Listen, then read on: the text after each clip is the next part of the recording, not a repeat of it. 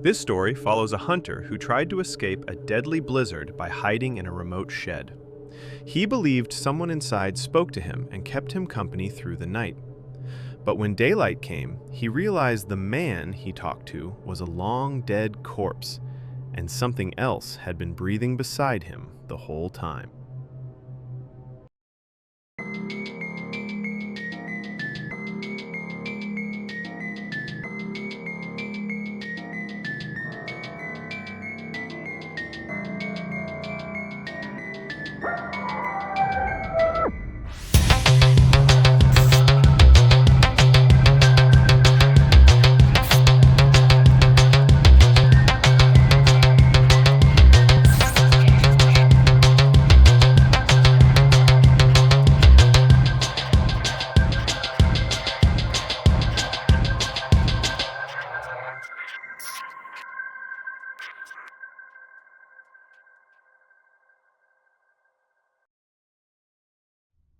On the morning everything went wrong, the plan had been simple. 2 friends, 2 rifles, a few days in the mountains, and a small hunting cabin they'd used every winter since they were teenagers. But as soon as they left the truck at the base of the trail, the weather shifted faster than either of them expected, the wind rising sharp and cold enough to sting their eyes before they'd made it a mile in. His friend kept glancing up at the sky, but the clouds were forming too fast, too low, like they were sinking instead of drifting. And when the first flakes began falling sideways instead of down, he stopped outright and said they should turn back while they still could, because storms this early in the season weren't normal, and the mountain never threw warnings without reason. But the other hunter had been waiting for this trip for months, insisting they were close enough to the cabin to reach it before the storm became serious, promising he knew the trail by muscle memory, refusing to let a little snow ruin the last real hunt of the season. So after a brief argument, his friend shook his head, under his breath, and turned back toward the truck, disappearing into the thickening curtain of white while he pushed onward alone, determined not to let the weather beat him. Within minutes, the snowfall intensified into a steady barrage that erased the trail beneath his boots, the familiar markers dissolving into drifting shapes that looked almost purposeful. And the deeper he pushed into the forest, the more the storm seemed to shift around him, as if sweeping the world clean of anything recognizable. He walked faster, then slower, then stopped entirely when he realized he could no longer hear the crunch of his own footsteps, the snow absorbing sound in a way that felt unnatural, swallowing noise before it could travel. He checked the compass on his pack, but the needle jittered like something beneath the mountain was interfering with it, spinning briefly before settling in a direction he didn't trust. He kept walking anyway, half by instinct and half by stubbornness, but the mountain didn't reward that kind of confidence. The wind twisted, rising in sudden bursts that shoved against his chest hard enough to force him sideways, and the temperature dropped so sharply he felt it in his bones, his breath turning instantly to ice on his scarf. The storm no longer looked like weather. It looked like a solid wall of white shifting with intent, almost pulsing around him. He should have reached the cabin half an hour earlier, but every step he took brought him to more empty forest, more snow, more twisting shadows of trees that seemed to lean closer the longer he stood still. When he finally shouted his friend's name just out of panic, the blizzard swallowed the sound immediately, not dispersing it but consuming it, leaving his own voice ringing in his skull with no echo at all. He kept moving because stopping meant freezing, but the mountain felt different now, unfamiliar in a way that made the hairs on his neck rise. The path he knew was gone. The terrain seemed to slope where it should have leveled, and the shadows of the trees shifted position whenever he looked away, as if the forest itself was changing shape around him. His legs grew heavy, numb, the cold biting through his layers until each step felt like dragging stone, and the dread built slowly, not from fear of the storm, but from the sensation creeping into his mind that he wasn't alone out here. It wasn't a sound at first, but a presence, the faint impression that something was pacing him through the snow, staying just outside his vision, moving with a patience that felt unsettlingly deliberate. He forced himself forward, head down, vision blurred by frost clinging to his lashes, until his shoulder slammed into something solid, the impact rattling his teeth. He staggered back, stunned, and pressed a gloved hand against rough wooden boards. He had walked directly into the side of a structure he didn't recognize, a building that shouldn't have existed this deep into the mountain. He followed the wall blindly, desperate, fingers shaking violently until they found a doorknob so cold it burned through the glove. He knocked, mostly out of fear and partly out of instinct, and though he didn't expect an answer, a voice drifted through the storm, telling him to come inside. He didn't think, didn't question, didn't breathe. He pushed the door open and stumbled into darkness, slamming it shut behind him as if the storm might reach a hand inside and drag him back out. The air inside wasn't warm, but it was still quiet. Far too quiet for a place that supposedly sheltered another person, and as his eyes adjusted to the dim light leaking through the cracks in the boards, he realized he wasn't alone after all. Something sat in the far corner, unmoving, hunched low, its outline barely human in shape, as if it had been waiting for him long before he ever found the door. The moment he stepped fully into the shed, the storm outside seemed to vanish, not in volume, but in presence, as if the blizzard had been waiting only to shove him inside before collapsing against the walls in a muffled rage. And he stood there for a long, trembling second, trying to understand how a space so small could feel so impossibly silent, like sound itself refused to settle inside it. His breath fogged the air in front of him, drifting upward in slow curls that never fully dissipated, and the dim, almost non-existent light revealed the vague outline of the hunched figure in the corner, a shape too rigid to be resting, too still to be alive. He whispered a soft, "Thank you," not sure who or what he was addressing, but the figure didn't react, didn't stir, didn't acknowledge him at all, and something in the lack of movement made his skin crawl. He pulled off his gloves and flexed his fingers, trying to bring warmth back into them, but the air inside the shed was unnaturally cold, colder than the storm had been, a dead, unmoving temperature that felt preserved rather than created, like a cold that had been waiting far longer than the snow outside. He unfolded his sleeping bag and slipped into it for warmth, positioning himself opposite the figure, pretending that the distance meant safety. But as the minutes passed, he became aware of a faint sound weaving through the silence. Chains, shifting subtly against wood, metal brushing metal with the soft, unsettling rhythm of someone testing their restraints.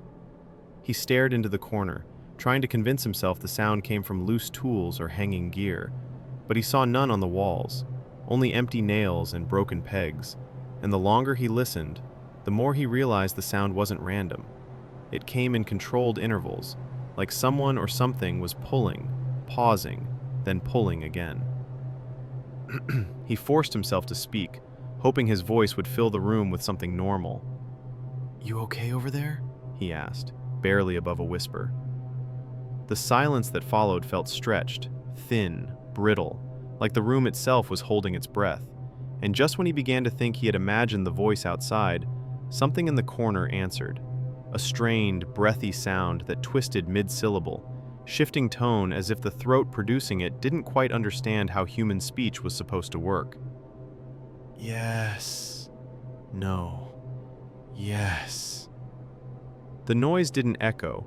It clung to the air, heavy and wrong. His heart hammered against his ribs, and suddenly the darkness behind the figure seemed deeper, thicker, alive in a way shadows shouldn't be. He tightened the sleeping bag around his shoulders and tried to stay perfectly still, but the breathing started next. Low, wet breaths that didn't match the rise and fall of his own chest. Breaths coming from somewhere near the floor, off to his left, too close for comfort. He turned his head slightly, just enough to check the space beside him, but the darkness swallowed everything more than a foot away, and he forced his eyes back to the corner because facing the unknown felt safer than facing something inches from his body. Hours passed in slow, painful increments, each minute stretching longer than the last as he tried, and failed, to stay awake. Each time his head dipped, the chains rattled softly, like a warning, like something didn't want him drifting into sleep. At some point, he heard a faint, rhythmic sound, almost like chewing, wet, brittle, nauseating. He held his breath, praying he was imagining it, but the sound continued in slow, deliberate bites that echoed faintly against the wooden boards. The storm outside roared, yet inside the shed every noise felt amplified, intimate, as if the walls were listening as closely as he was.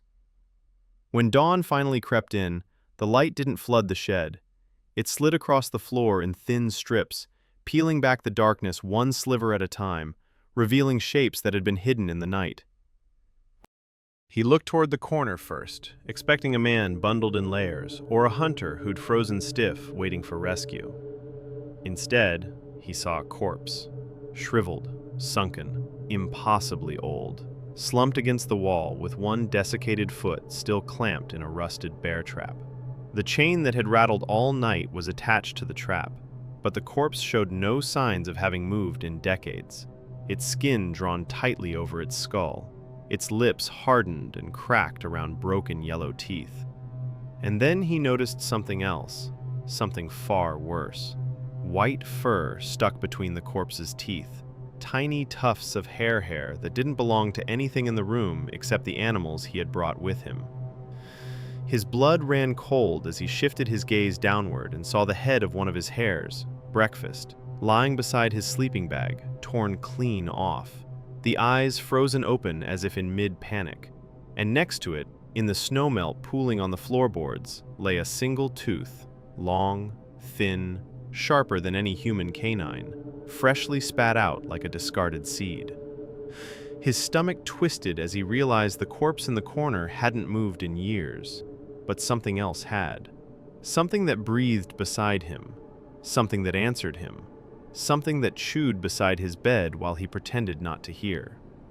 His eyes flicked to the darkest edge of the room, beneath the shelves where the floor dipped slightly, and he saw faint tracks pressed into the damp wood, long, narrow, clawed, leading into a shadow too dense for daylight to penetrate, a shadow that seemed to recoil from the light as if hiding something that didn't belong in the world of the living. Panic surged through him, sharp and undeniable, and he grabbed his pack and what remained of dinner, stumbling toward the door with frozen hands, not daring to look back at the place where the tracks disappeared, praying with every step that whatever had shared the night with him wasn't hungry enough to follow. He told me that the weirdest part about stepping out of that shed wasn't the cold or the silence, or even the fact that he'd spent the night talking to something that definitely wasn't human. It was how normal the forest looked for the first few steps, almost like the mountain was trying to pretend nothing had happened. But the illusion snapped fast. When he turned around to look for the shed, it was gone. Not covered in snow, not hidden behind trees, gone. Just fog and trees and blank white space where a whole building should have been. And for a second, he honestly wondered if the storm had knocked something loose in his head. He said he tried to convince himself he'd just missed it, or that the snow had swallowed it up somehow, but his gut told him otherwise. The whole mountain felt rearranged, like someone had lifted the world while he slept and set it back down wrong. None of the trees were where they should have been. The slope didn't match what he remembered. The sunlight barely made it through the fog, giving everything this dull, dirty gray color that made him feel like he was seeing the forest through smoked glass. He kept telling himself he was just turned around, that the blizzard had messed with his sense of direction. But that lie didn't hold long, because the first thing he stumbled across wasn't a landmark. It was footprints. Not his, not animal, not human either, unless human feet suddenly came with narrow wedge shapes and claw marks dragging behind every step. The snow had already started filling them in, but not enough to hide the shape, and he swore every hair on his neck stood straight up the second he saw them.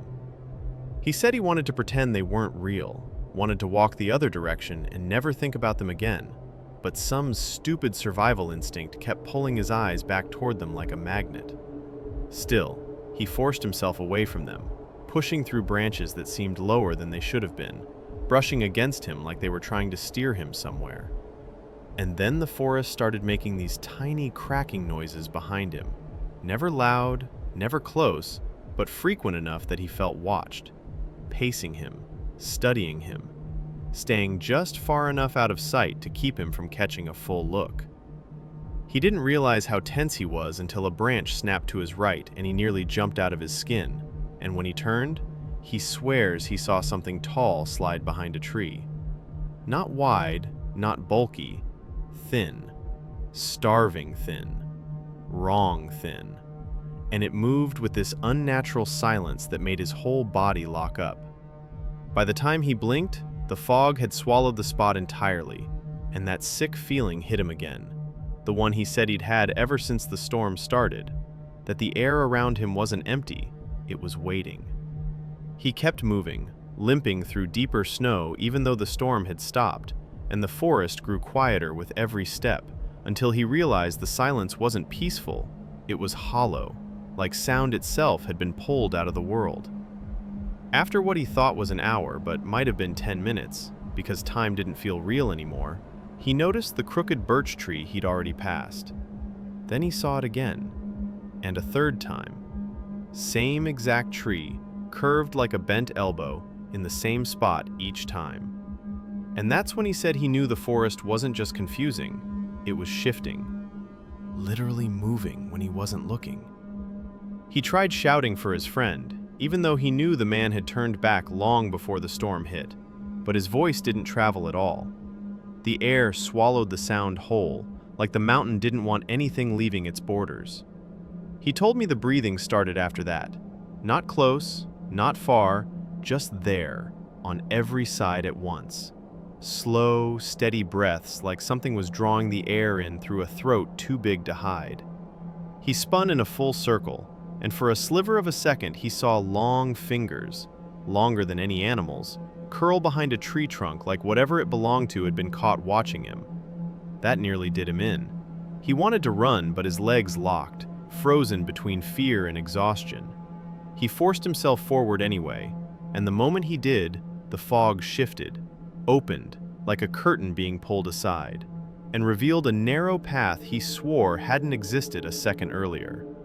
He told me it felt intentional, like the mountain itself wanted him to walk that direction.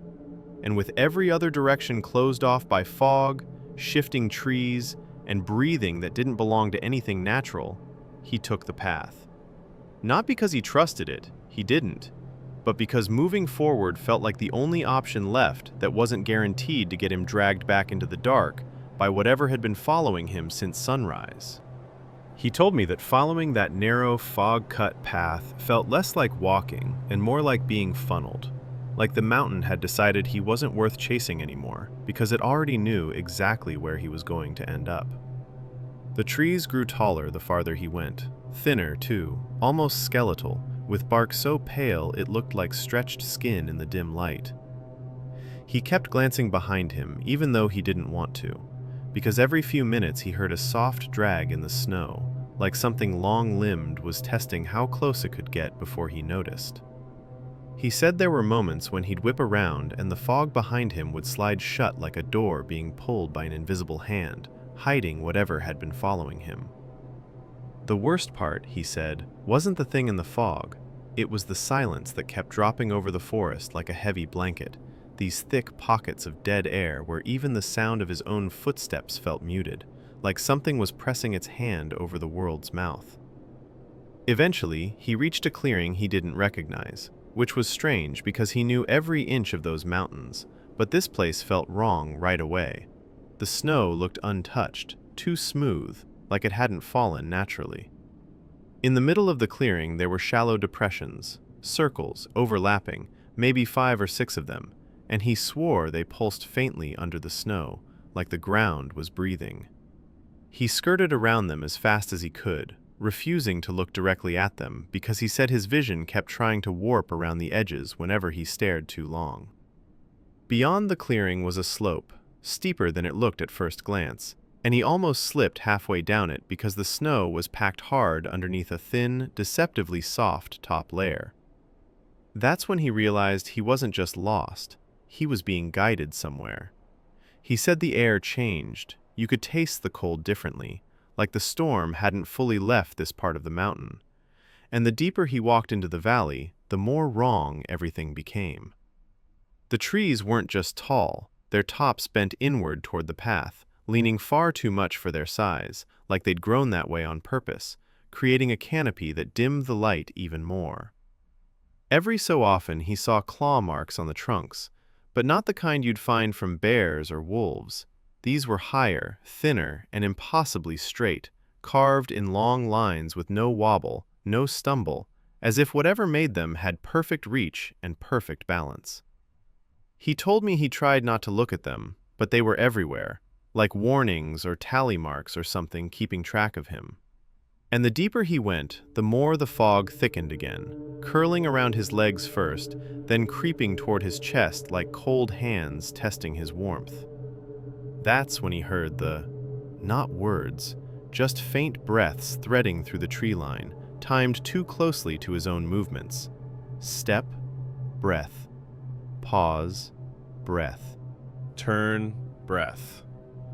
He said at one point he stopped walking entirely just to see if the breathing would stop too, and when it didn't, when it kept going in that slow, steady rhythm, he felt something inside him snap just enough to shove him forward again. The path eventually narrowed to a corridor between two rows of dead birches, their trunks ghost white and split like cracked porcelain. Snow stuck to them in strange patterns, forming ridges that almost looked like ribs. He swore the ground beneath him vibrated, not enough to move him, just enough to let him know the mountain wasn't asleep anymore. It was paying attention. He didn't remember making the choice to walk faster, but he did. He said his body took over, pushing him into a stumbling half-run even though the snow fought him with every step. And then, somewhere behind him in the fog, the breathing changed. It got closer. Not loud, but near enough that he could feel it on the back of his neck like someone whispering into his collar. He didn't look back. He knew that was the trap, that turning around would be the moment whatever had been pacing him finally stepped out of the fog. But he could hear the snow shift with each inhale behind him, matching his pace almost perfectly. He sprinted then, as much as a man half-frozen and terrified could sprint through waist-high drifts, and when the trees finally opened into a wider slope, he nearly lost his balance again. He grabbed onto a trunk and steadied himself, and that's when he heard something he hadn't heard since the storm started. Wind. Real wind, moving freely, not the dead, suffocating stillness that had pinned the forest down earlier. He told me he didn't think, he just ran toward the sound, crashing through brush, sliding down slick snow, using instinct over logic. He didn't stop until he recognized the ridge. Not the one he remembered. This one felt subtly wrong, like it had been stretched, widened, but it was still a ridge. And more importantly, he saw sky beyond it. Actual sky. Light. Space. The moment he reached the top, the fog behind him collapsed inward like it was being pulled back by something irritated he'd slipped out of reach. The breathing stopped instantly. The forest went quiet. Too quiet. But the world in front of him, the open side of the mountain, was real again. Stable. And when he saw the faint, flickering bars of cell signal on his phone after climbing a little higher, he said he almost dropped to his knees from pure relief. But he didn't look back. Not once. He told me looking back felt like an invitation for something to follow him out. He told me that the moment he saw those faint, flickering bars of signal appear on his phone, it felt less like salvation and more like a countdown, as if whatever had followed him through the fog would notice the connection before he even made the call. His hands were shaking so badly he nearly dropped the phone down the ridge, and he said the cold wasn't the reason. It was the feeling that the mountain itself was holding its breath, waiting to see what he'd do. He dialed his friend, the same friend who had begged him to turn back yesterday, and the call barely connected, cutting in and out with this metallic distortion like interference from something breathing against the signal. But he didn't care. He just started talking. Practically shouting into the phone that he was alive, that he was freezing, that he'd gotten lost in the blizzard, and yes, he told him everything he remembered. The shed, the corpse, the teeth, the breathing, the forest that wouldn't stay still, all of it pouring out of him in one frantic rush.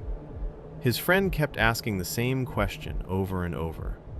"Where are you?" And the awful truth was that he didn't know. He tried explaining the ridge, the clearing, the pale trees, the path that opened itself, but none of it sounded real, and the longer they spoke, the more panic crept into his friend's voice, because he knew those mountains too, knew them well enough to realize none of the landmarks matched anything that should have existed. The call dropped 3 times before he finally managed to send a location pin, even though the phone glitching made the map jump around like he was standing in 5 places at once. His friend said he was gathering the rescue team, said to stay put, said help was coming, but the whole time he spoke, the line was filled with this faint scratching noise, not wind, not static, more like nails dragging across metal slowly, patiently, as if something else was listening. After the call ended, he didn't move far, just paced the ridge back and forth to stay warm, every few steps glancing behind him, even though he promised himself he wouldn't. He said the fog below the ridge looked wrong again, like a swarm of something shifting just under the surface, and every few minutes he heard that breathing seep out between the trees, softer now, as if annoyed he'd stepped somewhere it couldn't follow. The air stayed unnaturally still around him, no wind except the faintest breeze rolling in from the open side of the mountain, and he said that difference, the real air versus the mountain's silence, was the only thing that kept him from collapsing into panic. It felt like hours before he heard the distant sound of a snowmobile, muffled but familiar, and the instant that noise reached the ridge, the fog below him snapped back like elastic, retreating deeper into the trees so fast he thought he imagined. He waved his arms, shouting until his throat hurt, and when the rescuers finally came into view, headlights cutting through the thinning storm, he said it felt like he'd just been pulled out of a nightmare and into a world that didn't believe in nightmares at all. They wrapped him in blankets, forced warm water into his hands, checked his pulse, and asked the usual questions. How long had he been lost? Did he fall? Was he injured? But he said none of them asked the right questions. None of them asked what he heard out there. None of them asked what followed him. They brought him down the mountain, his friend riding beside him the whole way with this expression caught between relief and horror. Because no matter how insane the story sounded, there was something in the hunter's eyes that made it hard to dismiss. When they reached the base, he begged them to take him back up so he could show them the shed, the clearing, the claw marks, anything to prove he wasn't losing his mind. But when the rangers finally agreed and went looking, nothing was there. No shed, no clearing, no bent birches forming a corridor, no claw marks on any trunks, not even disturbed snow. The whole stretch of forest looked untouched, as if whatever had happened to him had been wiped clean the second he crossed the ridge. The rescuers exchanged glances, the kind people share when they think you're not stable. But he kept insisting, kept pointing to places that didn't match his memory anymore, trying to explain how the mountain wasn't the same mountain he'd walked into. They dismissed it as stress, as hypothermia, as exhaustion. But he told me he knew better. He knew what he felt following him. He knew the shed had been real, even if the mountain didn't want to admit it. And the moment they led him back toward town, he realized something else, something worse. Whatever he had escaped from wasn't tied to the place. Because as they drove away, he thought he heard, just for a heartbeat, the faintest echo of breathing from the tree line, like the mountain was reminding him that leaving didn't mean he was safe. It just meant it knew where he lived now. He told me that getting rescued should have been the end, should have closed the story neatly like a door that wouldn't reopen. But instead, it felt like he'd been pulled out of the mountain too quickly, like something inside those woods wasn't finished with him yet. Back in town, the world felt wrong in a different way, too loud, too bright, too normal, and he kept catching himself glancing over his shoulder every time someone spoke to him, expecting to see fog curling in behind their words. His friend kept hovering, asking if he needed anything, if he wanted to talk to someone, a doctor maybe, But the hunter said no because doctors fix injuries, not whatever watches you from tree lines that aren't supposed to move. For the first 2 nights, he barely slept. Every time he drifted off, he woke up gasping, convinced something pale and tall was standing in the corner. And even when he turned the lights on and saw nothing there, the shadows still seemed too heavy, like they were holding something back. He tried telling himself it was trauma, leftover panic from the storm, leftover fear from the shed, but then little things started happening, things too weird to blame on the mind. Lights flickering only when he walked under them, the air in his house going still, unnaturally still, the same dead quiet he'd felt in the forest right before the breathing started. And every time he looked out the window toward the dark tree line behind his backyard, he swore he saw the fog bunching up between the branches like it had been waiting outside since the day he was rescued. The first real scare came on the 3rd night. He was in his kitchen making tea when he heard tapping. 3 taps, pause, 3 taps, coming from the woods like someone was knocking slowly on a hollow tree. He froze, listening, hoping it was an animal or a branch or anything that made sense, but the rhythm was too clean, too intentional. He backed away from the window, and the tapping followed him, growing fainter but still matching his pace as if whatever made the sound could track him without moving. He shut every curtain in the house, locked every door twice, and sat up all night with every light on. But even then the silence felt wrong, too heavy, too expectant.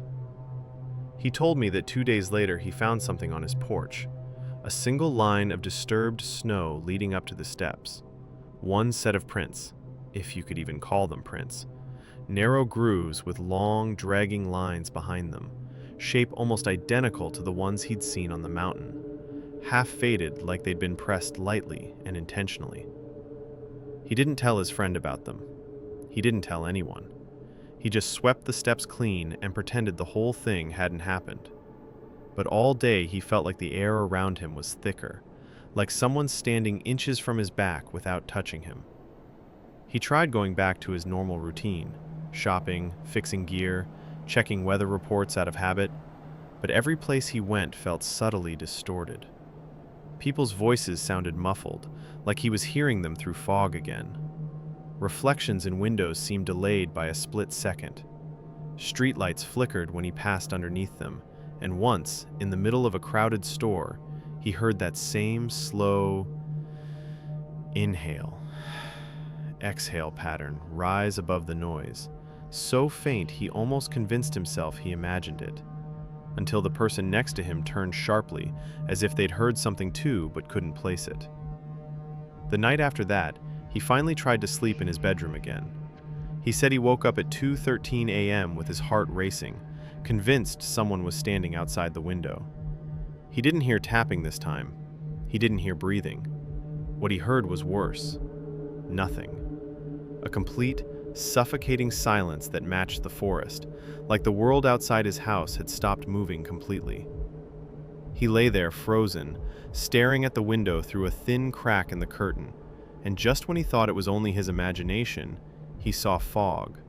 Not drifting naturally, but hanging, suspended in a way fog shouldn't be able to hold itself, just beyond the glass. He didn't sleep at all after that, and the next morning, when he stepped out onto the porch to get fresh air, he noticed something that made his stomach drop. On the far edge of his yard, pressed lightly into the snow, were 3 shallow impressions in a perfect triangle, just like the silent breathing circles he'd seen in the clearing before the forest began to move. They weren't deep. They weren't dramatic. They were subtle, almost gentle, like someone wanted him to know they could get close without actually approaching the door. That was the moment, he told me, when he understood something he'd refused to accept until then. The mountain hadn't let him go. It had followed him. And whatever waited in the fog hadn't come for his body. It had come for his attention. And now, it knew exactly where he lived. Exactly. In the end, he told me the strangest part wasn't the creature, the fog, the breathing, or even the footsteps that appeared in the snow outside his house. It was how everything eventually just stopped. Like the mountain exhaled and finally let him go, though he never believed that for a second. It was more like it got bored, or satisfied, or simply decided he wasn't worth the trouble anymore. After weeks of staying awake half the night, after the tapping faded from his windows, after the fog outside stopped clinging to the tree line behind his house like a living thing, life slowly slid back into something that looked almost normal, though he said normal felt more like a performance than a reality. The authorities closed the case with a neat explanation, tying everything to exhaustion, stress, cold exposure, and misperception, even though the team who went back up the mountains swore there had never been a shed anywhere near the coordinates he gave them. Not a collapsed foundation, not a buried roofline, not even disturbed snow. Just empty forest, untouched and indifferent. His friend tried to convince him he'd mixed up landmarks in the storm, but the hunter only shook his head, because he'd walked those mountains since he was a teenager and knew every ridge, every trail, every valley. And he knew something had been up there that night, something that used a dead man's voice, something that moved in the fog, something that paced him through a forest that rearranged itself when he wasn't looking. But no one found the shed. No one found the body. No one found claw marks, footprints, strange symbols, nothing, as if the mountain had swallowed its own tracks the moment he escaped. And eventually, people stopped asking questions, stopped checking in, stopped worrying, because nothing else happened. No sightings, no sounds, no tapping, no breathing. He went back to work. He repaired his gear. He walked through town like everyone else. And slowly, bit by bit, the story turned into something he might have imagined, something his mind invented in the cold to keep itself alive. At least that's what everyone preferred to believe. But whenever someone asked him directly what happened up there, what he really saw, what he really heard, he always gave the same answer. I know what I lived through, but the mountain doesn't leave evidence. Then he'd look toward the tree line and say nothing else. That's how it ends. Not with a discovery, not with a confession, not with a big reveal. Just emptiness, unanswered questions, a shed that never existed again, and a man who survived a night no one believes happened. Everything went back to normal, except him. And he never went back to the mountains again.